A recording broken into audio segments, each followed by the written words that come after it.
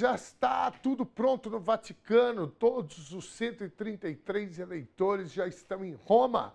E a partir de amanhã, às 11h30, horário de Brasília, os cardeais entram na Capela Sistina, onde farão os juramentos e iniciarão a votação para escolher o futuro Papa e líder da Igreja Católica. E para falar mais sobre esse assunto, vamos com o nosso correspondente da Europa, Rodrigo José, que traz informações e curiosidades sobre o conclave.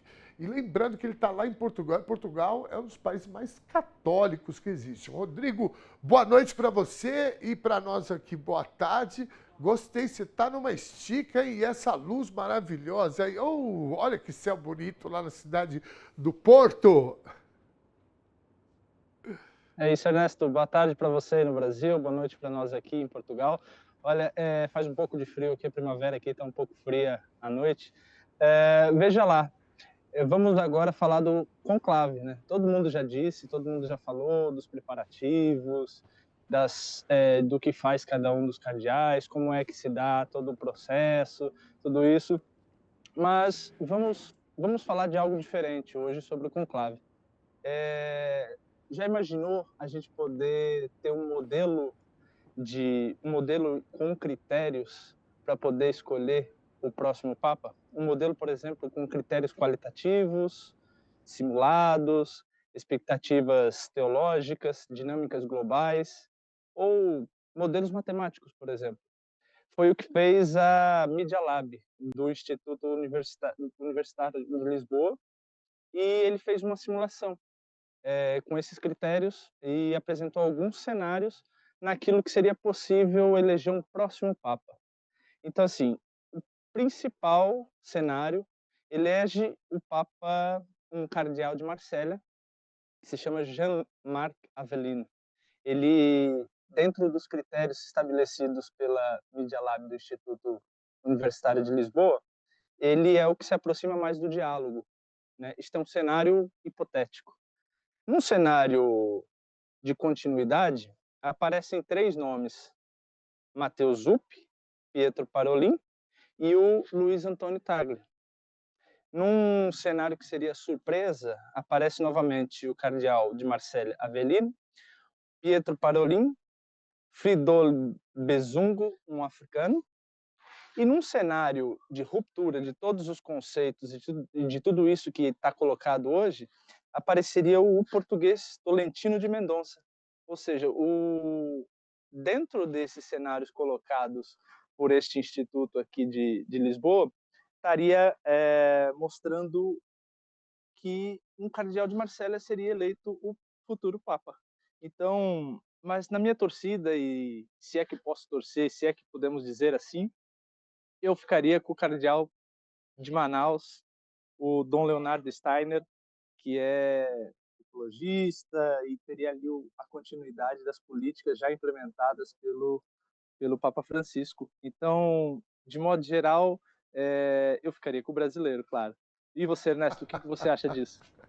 Olha, eu vou falar uma coisa, Rodrigo, eu estou torcendo muito e para que o novo Papa ele tenha a mesma pegada do Francisco, ou pelo menos parecida, né?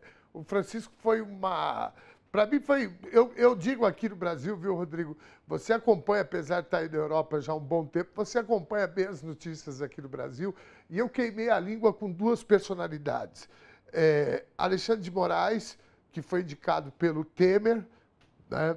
E o Papa Francisco, que tinha posições, né, quando ele foi eleito e quando ele foi, né, ele era padre na Argentina durante o processo de uma ditadura também muito violenta, tinha algumas reclamações que o Papa Francisco também não se posicionava, né, muito bem nessa época. Então, quando ele assumiu, quando o Papa também, e aí eu queimei a língua com os 2, né?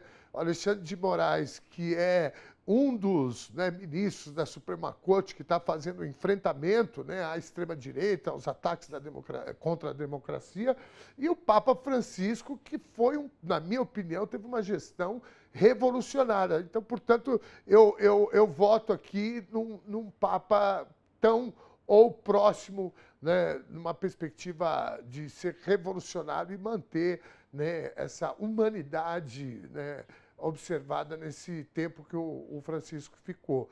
Agora, eu vou guardar esses palpites aí, segundo os critérios desse instituto, para a gente depois comparar, né, com o que vai acontecer até sair a fumacinha, né, para a gente anunciar o novo Papa.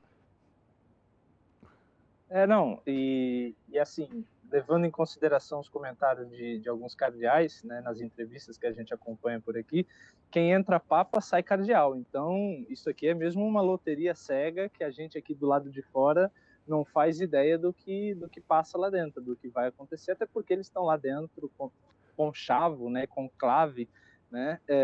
Então a gente não faz ideia do que se passa lá dentro. Todos aqueles que lá dentro estão sob juramento, estão sob, né, o maior sigilo possível, tem bloqueadores de sinais e tudo mais que a gente já ouviu aí hoje nas notícias do TVT primeira edição.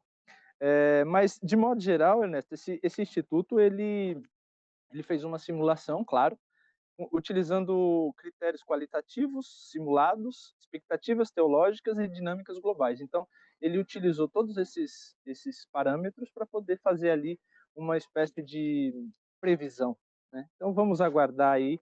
Amanhã começa a partir das 11h30, horário do Brasil. Então, por volta das 18 horas, eu acho que já deve sair alguma fumaça dali, seja ela branca ou preta. A gente vai ficar sabendo aí nos próximos dias quem vai ser o novo líder da Igreja Católica.